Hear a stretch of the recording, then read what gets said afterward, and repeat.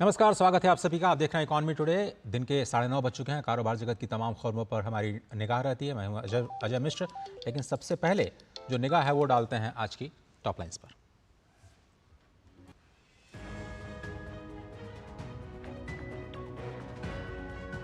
NDA के तीसरे कार्यकाल में 3 गुना तेजी के साथ काम करने का इरादा। पीएम मोदी ने लोकसभा में दिया बयान। तीसरे टर्म में सेमीकंडक्टर मिशन पर होगा बड़ा फोकस। आज से नई दिल्ली में ग्लोबल इंडिया एआई समिट 2024 की मेजबानी करेगा भारत। केंद्रीय मंत्री अश्विनी वैष्णव करेंगे उद्घाटन। समिट में आर्टिफिशियल इंटेलिजेंस रेगुलेशन पर वैश्विक सहमति और ग्लोबल साउथ के हितों को प्रमुखता से उठाएगा भारत। अदानी में शॉर्ट सेलिंग के मुद्दे पर हिंडनबर्ग को बाजार नियामक सेबी ने दिया नोटिस। कंपनी ने कोटक बैंक को मामले में घसीटा। कहा कोटक ने शॉर्ट सेलिंग के लिए बनाया फंड। कोटक ने हिंडनबर्ग के साथ किसी भी तरह के संबंध से किया इनकार। और सप्ताह के दूसरे कारोबारी दिन आज बढ़त के साथ फिर से खुले भारतीय शेयर बाजार। कल कारोबार के आखिर में लाल निशान पर बंद हुए थे सेंसेक्स और निफ्टी, और सेंसेक्स ने बनाया नया रिकॉर्ड 80,000 के पार आज शुरुआती कारोबार में खुला। और ये कुछ बड़ी खबरें जो इस वक्त आपकी स्क्रीन पर, जिन पर हमारी निगाह रहेगी। सेमीकंडक्टर आज का हमारा फोकस होगा।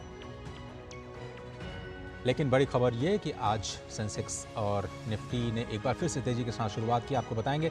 लेकिन ग्लोबल इंडिया एआई शिखर सम्मेलन 2024 की शुरुआत भी आज ही होनी है। 3 और 4 जुलाई को होने वाले शिखर सम्मेलन का उद्घाटन केंद्रीय इलेक्ट्रॉनिक्स और सूचना प्रौद्योगिकी, रेलवे और सूचना प्रसारण मंत्री अश्विनी वैष्णव करेंगे। इसके साथ ही सम्मेलन को इलेक्ट्रॉनिक्स और आईटी, वाणिज्य और उद्योग राज्य मंत्री जितिन प्रसाद भी संबोधित करेंगे। जिम्मेदार कृत्रिम बुद्धिमत्ता यानी एआई के विकास को बढ़ावा देने की इसकी प्रतिबद्धता को रेखांकित करने की वजह से ये शिखर सम्मेलन भारत के लिए बहुत ही महत्वपूर्ण है। आर्टिफिशियल इंटेलिजेंस पर वैश्विक भागीदारी जीपीएआई में भारत की नेतृत्वकारी भूमिका की पृष्ठभूमि में आयोजित इस शिखर सम्मेलन का उद्देश्य एआई की ओर से प्रस्तुत बहुमुखी चुनौतियों और अवसरों का सामना करने के लिए नए मानक स्थापित करना है। कंप्यूटर क्षमता, आधारभूत model, data set, application development, भविष्य के लिए कौशल, स्टार्टअप फाइनेंसिंग और सुरक्षित और विश्वसनीय एआई पर विषयगत ध्यान देने की वजह से ये कार्यक्रम सब पूरे एआई स्पेक्ट्रम को कवर करेगा और व्यापक चर्चा की जाएगी। और बड़ी बात यह कि इसमें एआई के रेगुलेशन को लेकर के एक वैश्विक सहमत बनाने पर भी चर्चा हो सकती है। और आर्टिफिशियल इंटेलिजेंस में काम करने वाले जो बड़े देश हैं वो इस बात पर सहमत हो सकते हैं कि एआई को कैसे रेगुलेट किया जाए। भारत ये चाहता है कि इसमें जो विकासशील देश हैं, ग्लोबल साउथ है, उनके भी हितों को ध्यान में रखा जाए और उनको साथ लेकर के आगे चला जाए। इस लिहाज से ये 2 दिनों का जो शिखर सम्मेलन है बहुत ही महत्वपूर्ण है। भारतीय अर्थव्यवस्था तेज रफ्तार के साथ आगे बढ़ रही है। एनडीए 3.0 में इसके और भी तेजी से आगे बढ़ने की उम्मीद है। देश और दुनिया के ज़्यादातर रेटिंग एजेंसियां भारतीय अर्थव्यवस्था को लेकर के पहले के अनुमान में बदलाव कर रही हैं, उसे बढ़ा रही हैं। प्रधानमंत्री नरेंद्र मोदी की आर्थिक सलाहकार परिषद के सदस्य संजीव सान्याल ने वैश्विक विकास दर को पीछे छोड़ते हुए इस साल जीडीपी के $4 ट्रिलियन होने का अनुमान जताया है। सान्याल का कहना है कि इस तरह से भारत जापान की बराबरी पर आ जाएगा। उन्होंने कहा कि दुनिया की सबसे तेजी से बढ़ती अर्थव्यवस्था के रूप में आगे बढ़ना भारत जारी रखेगा।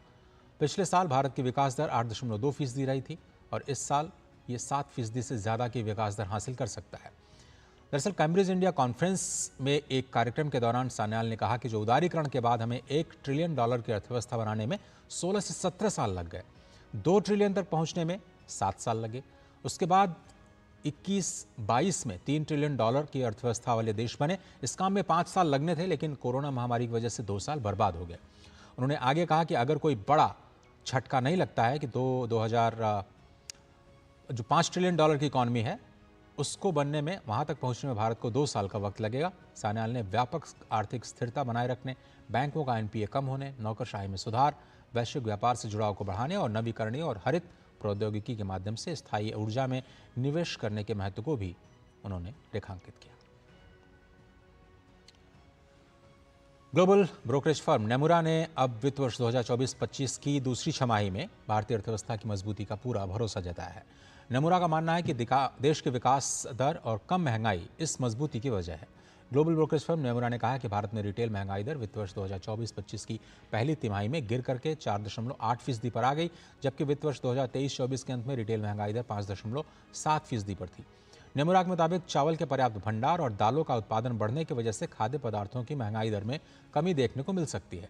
नमरा ने आने वाले बजट को लेकर के भी अनुमान लगाया। उसके मुताबिक आने वाले बजट का फोकस पूंजीगत व्यय, राजकोषीय अनुशासन पर हो सकता है। ब्रोकरेज का फोकस मैन्युफैक्चरिंग और खपत से जुड़ी निवेश थीम्स पर है। बता दें कि केंद्र में नई सरकार के बनने के बाद पूर्ण बजट जल्दी ही पेश किया जाना है। मौजूदा समय में भारत की अर्थव्यवस्था दुनिया की सबसे तेज गति से बढ़ रही अर्थव्यवस्था है। 2023-24 में भारत की जीडीपी विकास दर 8.2% थी। चालू वित्त वर्ष में ये 7.2% रहने का अनुमान जताया गया है। नमूरा का मानना है कि भारत के सुधार राजनीति की कसौटी पर खरे उतरे हैं और सरकार सुधारों की गति को आगे जारी रखेगी। रिपोर्ट में यह भी कहा कि भारतीय अर्थव्यवस्था की नींव काफ़ी मजबूत है। देश की वृद्धि दर तेज बनी हुई है, महंगाई दर कम हो रही है, साथ ही चालू खाते घाटे की स्थिति भी उत्साहजनक है।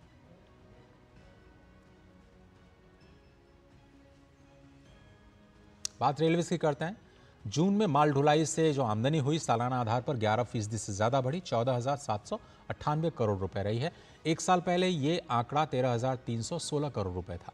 रेलवे बोर्ड ने एक बयान में कहा है कि जून 2024 के दौरान जो माल ढुलाई है वो 13.54 करोड़ टन की हासिल की गई है, जबकि जून 2023 में यह आंकड़ा 12.30 करोड़ टन था, जो कि सालाना आधार पर करीब 10% की ग्रोथ दिखाता है। रेलवे मंत्रालय के मुताबिक इस वर्ष जून में रेलवे ने 6 करोड़ टन कोयला, 88 लाख टन इंपोर्टेड कोयला, 1.5 करोड़ टन लौह अयस्क, 54 लाख टन पिग आयरन और तैयार steel, 76 lakh tonne cement, 42 lakh tonne खाद्यान्न, 53 लाख टन उर्वरक और करीब 41 लाख टन खनिज तेल की ढुलाई की। मंत्रालय ने कहा कि माल ढुलाई के लिए तैयार रहो, ये मंत्र है और इसी मंत्र का पालन करते हुए भारतीय रेलवे ने कारोबारी सुगमता के साथ ही प्रतिस्पर्धी कीमतों पर सेवा वितरण के सुधार के लिए लगातार कोशिश की है। अदानी के शेयर्स में शॉर्ट सेलिंग करने वाली कंपनी हिंडनबर्ग को बाजार नियामक सेबी ने नोटिस भेजा है। सेबी ने हिंडनबर्ग को भेजे गए नोटिस में कहा कि अमेरिकी फर्म ने अपनी रिपोर्ट में तथ्यों को गलत ढंग से पेश करते हुए लोगों को गुमराह करने का काम किया था। हिंडनबर्ग ने नोटिस के जवाब में सेबी पर दोषियों को बचाने का आरोप लगाया है। हिंडनबर्ग का दावा है कि अदानी में शॉर्ट सेलिंग करने के लिए कोटक ग्रुप ने एक फंड बनाया था। उधर कोटक ने इस मामले में हिंडनबर्ग के साथ किसी भी तरह से संबंध से इनकार करते हुए कहा है कि उसको हिंडनबर्ग के साथ किसी भी तरह के कनेक्शन की कोई भी जानकारी नहीं है। आपको बताएं कि पिछले साल अदानी पर रिपोर्ट पब्लिश करने के बाद अदानी ग्रुप के मार्केट कैप $150 अरब गिर गया था। हालांकि बाद में ग्रुप इस मुश्किल से बाहर निकलने में भी कामयाब रहा था। और अब बाजारों की बात करते हैं। गिफ्ट निफ्टी में शुरुआती कारोबार में बढ़त के अंदेशा या फिर उम्मीद के बाद में आज एक बार फिर से सेंसेक्स और निफ्टी ने ऑल टाइम हाई बनाया। इस वक्त देखें तो कारोबार के दौरान 80,000 का आंकड़ा पार किया सेंसेक्स ने, 572 अंक ऊपर 80,013 के स्तर पर खुला। इस वक्त थोड़ी सी नरमी जरूर दिखाई दे रही है, 467 अंक नीचे कारोबार करता हुआ दिखाई दे रहा है 909 के आधार पर, और 135 अंक ऊपर निफ्टी। आज शुरुआती कारोबार में 51 अंक ऊपर इस वक्त 24,258 का स्तर दिख रहा है। काफ़ी तेज़ शुरुआत आज बाजार की हुई है। लगातार दूसरे दिन जो तेज़ी का माहौल है वो जारी है। निफ्टी आईटी में फिलहाल गिरावट दिखाई दे रही है, लेकिन स्मॉल कैप और मिड कैप में भी तेजी का रुख जारी है। HDFC bank, Mahindra and Mahindra, Tata consumers, hero MotoCorp, HDFC में 1% से लेकर के 3% तक की बढ़त शुरुआती कारोबार में दिख रही है। जहां पर इस वक्त नुकसान हो रहा है उसमें आईसीआईसीआई बैंक, भारतीय एयरटेल, इन्फोसिस, सन फार्मा और इंडसइंड बैंक शामिल हैं। आधे फीसदी से 0.25% तक की गिरावट नजर आ रही है। ऑटो सेक्टर में 0.3% की बढ़त है।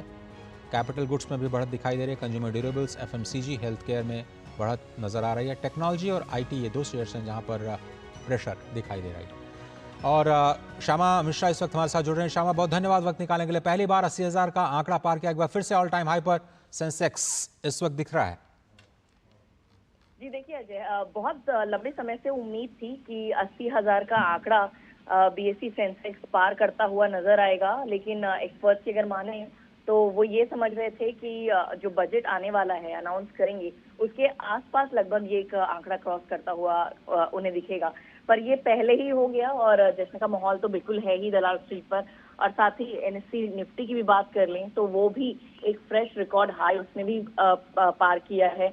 और अगर हम बात कर लें सेक्टर्स की, तो मेजर सेक्टर्स जो बैंकिंग है, इंजीनियरिंग है, कंज्यूमर ड्यूरेबल है, ये सारे सेक्टर्स ने काफी अच्छा एक शो किया हुआ है, परफॉर्मेंस किया हुआ है। और एचडीएफसी की भी बात कर लें तो उसकी भी वेटेज के वजह से एचडीएफसी पे भी असर पड़ता हुआ यहाँ पर दिख रहा है। लेकिन पूरी शैम, तरीके आपको से लगता है कि एक दिन में जो 500 अंकों की उछाल दिखी है उसके पीछे जो प्रधानमंत्री का कल का बयान है कि तीसरे टर्म में हम 3 गुना तेजी से काम करेंगे, अर्थव्यवस्था को तीसरे पायदान पर लेकर के जाएंगे, उस बयान ने शायद सबसे बड़ा ट्रिगर का काम किया? देखिए, डोमेस्टिक फैक्टर्स तो काफी इंपॉर्टेंट होते ही हैं, और जो ये कॉन्फिडेंस दिलाने वाली बात होती है कि क्योंकि हम पहले ही देख चुके हैं कि एक बार जब जो पूरी शपथ विधि थी वो हो चुकी थी, तब एक काफी बड़ा उछाल आया था मार्केट में, और प्रधानमंत्री के जो 100 दिन के एजेंडे थे उसके ऊपर में भी मार्केट ने काफी एक अच्छा पॉजिटिव शो किया था।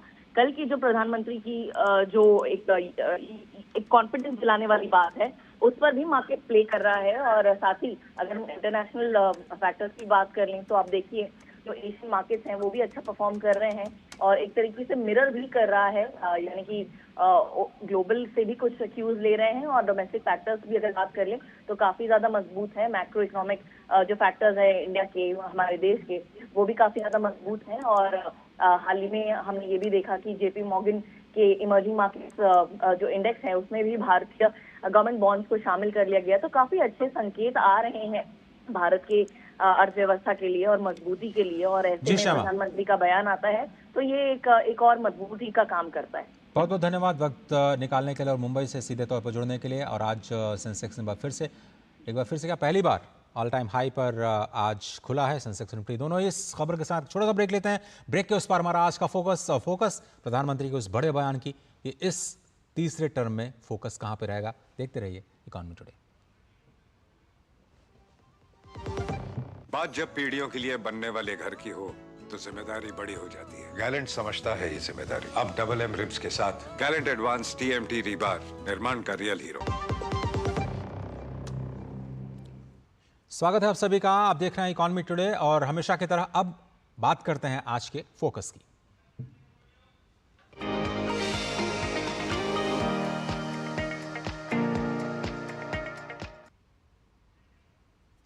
प्रधानमंत्री नरेंद्र मोदी ने मंगलवार को लोकसभा में कहा कि भारत की अर्थव्यवस्था लगातार प्रगति कर रही है। एक दशक में भारतीय अर्थव्यवस्था अपने 11वें पायदान से दुनिया की 5वें पायदान पर पहुंचा और 5वीं सबसे बड़ी अर्थव्यवस्था बन गया। उन्होंने बताया कि भारत को दुनिया की तीसरी सबसे बड़ी अर्थव्यवस्था बनाने का लक्ष्य सभी के सामने है। उन्होंने कहा कि भारत में मोबाइल का बड़ा मैन्युफैक्चरर और एक्सपोर्टर बना और अब बारी सेमीकंडक्टर और दूसरे कई सारे सेक्टर्स के। आइए सुनते हैं। भारत की इकोनॉमी को 10 साल के अल्पकाल में हम 10 नंबर से इकोनॉमी को 5 नंबर पे ले गए। अब हम नेक्स्ट लेवल पर जाने के लिए जिस गति से निकले हैं, अब हम देश की इकोनॉमी को नंबर 3 पर ले जाएंगे। 10 सालों में हमने भारत को मोबाइल फोन का बड़ा मैन्युफैक्चरर बना दिया, भारत को मोबाइल फोन का बड़ा एक्सपोर्टर बना दिया। अब यही काम इस हमारे टेन्योर में सेमीकंडक्टर और अन्य सेक्टर्स में हम करने जा रहे हैं। दुनिया के महत्वपूर्ण कामों में जो चिप्स काम में आएगी, वो चिप्स मेरे भारत की मिट्टी में तैयार हुई होगी। मेरे भारत के नौजवानों की बुद्धि का परिणाम होगा, मेरे भारत के नौजवानों के परिश्रम का परिणाम होगा। ये विश्वास हमारे भीतर है। और क्या है भारत का सेमीकंडक्टर मिशन, समझने के लिए आकाश त्रिपाठी जी जुड़ रहे हैं जो कि सीईओ हैं इंडिया सेमीकंडक्टर मिशन के। आकाश जी, आपका बहुत बहुत धन्यवाद वक्त निकालने के लिए। और डिजिटल इंडिया के एक बहुत ही महत्वपूर्ण कड़ी के रूप में सेमीकॉन मिशन की हमने शुरुआत की थी करीब $1 बिलियन के इन्वेस्टमेंट के साथ। क्या कुछ मिशन है, सबसे पहले वहीं से शुरुआत करते हैं, फिर हम डिटेल्स पे आते हैं सर। देखिए, सेमीकंडक्टर एक बहुत स्ट्रेटेजिक सेक्टर है, आपको पता ही है। और अभी जो जियोपॉलिटिकल सिचुएशन चल रही है उसमें भारत एक बहुत ट्रस्टेड पार्टनर के रूप में इस ग्लोबल सप्लाई चेन में उभर कर सामने आ रहा है। इसमें जो पॉलिसी है जिसके अंतर्गत इंडिया सेमीकंडक्टर मिशन बनाया गया है, इस पॉलिसी में हम हर तरह के सेमीकंडक्टर की जो मैन्युफैक्चरिंग के अलग अलग सेक्टर्स होते हैं उनको सपोर्ट कर रहे हैं। पहली बार हम एक पारी पासू सपोर्ट दे रहे हैं क्योंकि ये बहुत केपेक्स इंटेंसिव सेक्टर है और इसको प्रमोट करने के लिए केपेक्स में पारी पासू सपोर्ट की व्यवस्था इस स्कीम में की गई है। इसमें हम सेमीकंडक्टर फैब्स को सपोर्ट कर रहे हैं, डिस्प्ले फैब्स को सपोर्ट कर रहे हैं। इसके अलावा कंपाउंड सेमीकंडक्टर जो होता है सिलिकॉन कार्बाइड या गैलियम नाइट्राइड जैसे उनकी फैब को सपोर्ट कर रहे हैं और साथ साथ पैकेजिंग जो ओसेट और एटीएम की प्लांट्स होते हैं उनको, और इसके अलावा जो सेंसर फैब जो मेम्स फैब होती हैं उनके लिए भी हमने इसमें सपोर्ट रखा है। ये टोटल इस मिशन का आउटले जो है अभी लगभग $10 बिलियन है, 76,000 करोड़ रुपए है।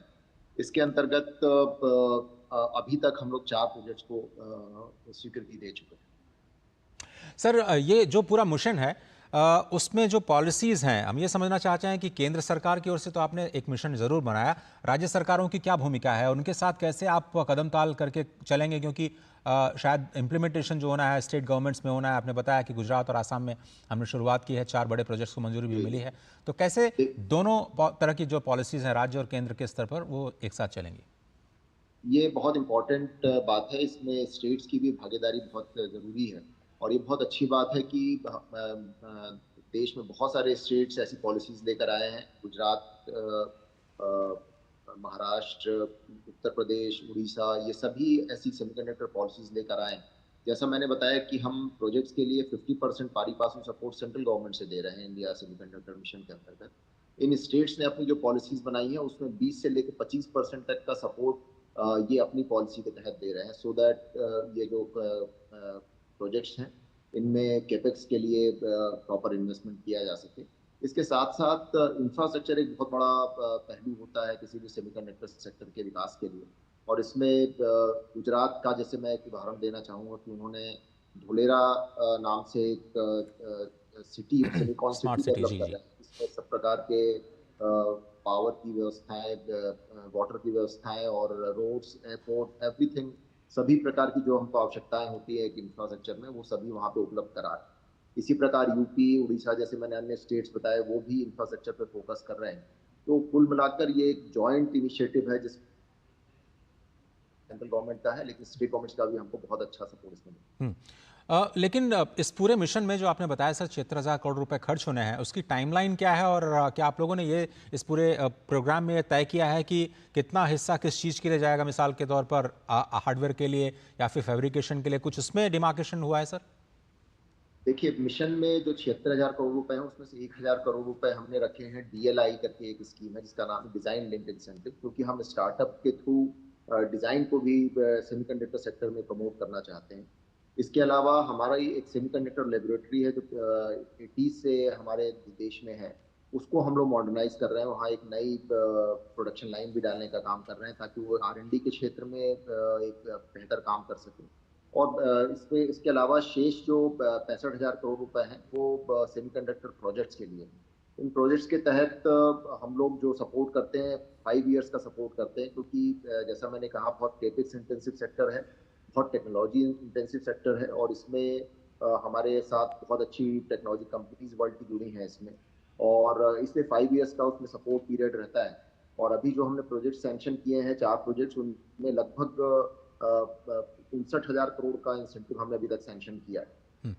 सर, अगर हम देखें तो इस वक्त जो कंपटीशन है चिप मैन्युफैक्चरिंग, उसमें Taiwan, south Korea, Japan, China, बड़े सिंगापुर भी उसमें शामिल है।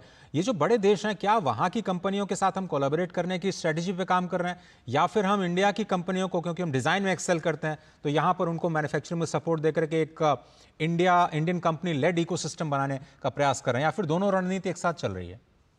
देखिए, जैसा मैंने कहा टेक्नोलॉजी के लिए हमको इन कंपनीज के साथ कोलैबोरेट करना होगा। जैसे टाटा का जो सेमीकंडक्टर फैब धुलेरा में आना है जो स्वीकृत हुआ है, जिस पे काम चालू हुआ है, इसमें ताइवान की एक बड़ी सेमीकंडक्टर फाउंड्री कंपनी है PSMC, वो उनकी टेक्नोलॉजी पार्टनर है, वो टेक्नोलॉजी प्रोवाइड कर रही है। माइक्रॉन जो है वो US की कंपनी है जो टेक्नोलॉजी भी ला रही है और इन्वेस्टमेंट भी कर रही है।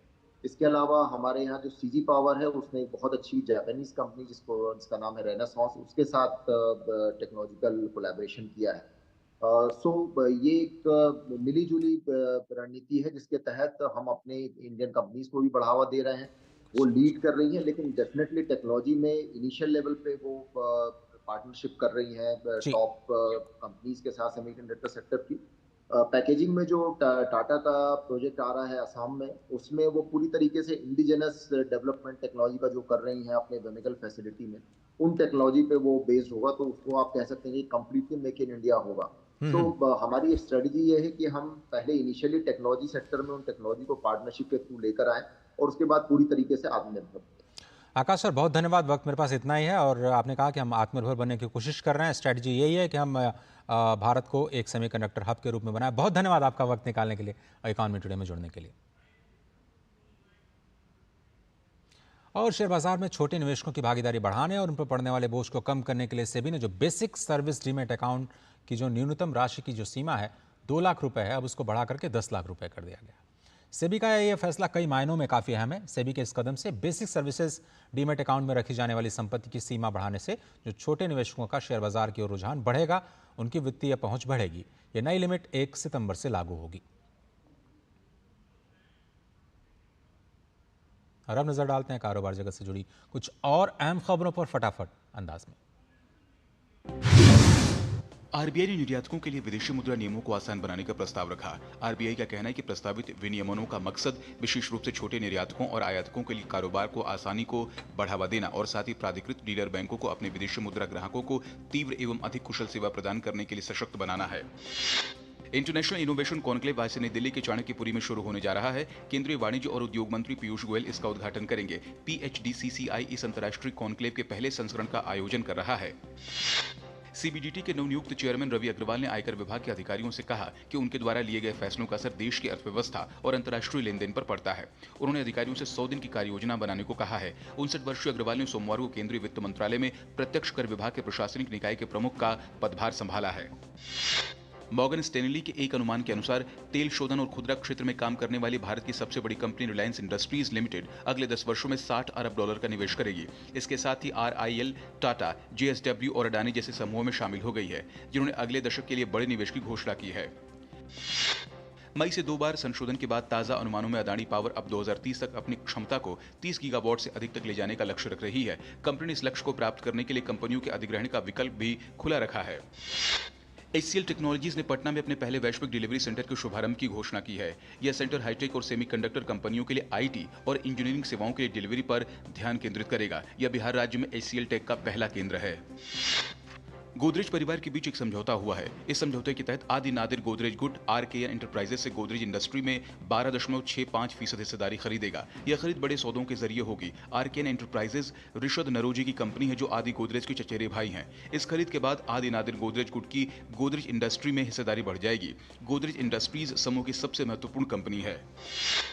ऑनलाइन फूड डिलीवर करने वाली कंपनी जोमेटो ने नॉन बैंकिंग फाइनेंस कंपनी यानी NBFC लाइसेंस के लिए अपना आवेदन वापस लेने का फैसला किया है।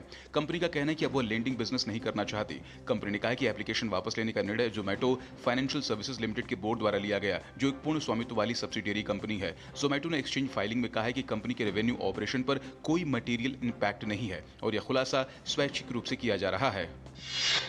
पेरिस की IT कंपनी कैप जेमिनाई ने चेन्नई में 5000 सीट क्षमता वाला नया परिसर खोलने की घोषणा की है। नए परिसर में कंपनी अगले 3 वर्षों में करीब 1000 करोड़ रुपए का निवेश करेगी और इसके अप्रैल 2027 तक शुरू होने की उम्मीद है। करीब 6 लाख वर्ग फुट वाले इस परिसर में वित्तीय सेवाओं, engineering, digital, cloud, artificial intelligence सहित कंपनी की विभिन्न टीमें रहेंगी।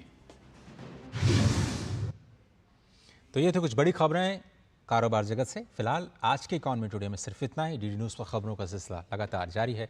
पूरी टीम को दीजिए इजाजत। नमस्कार।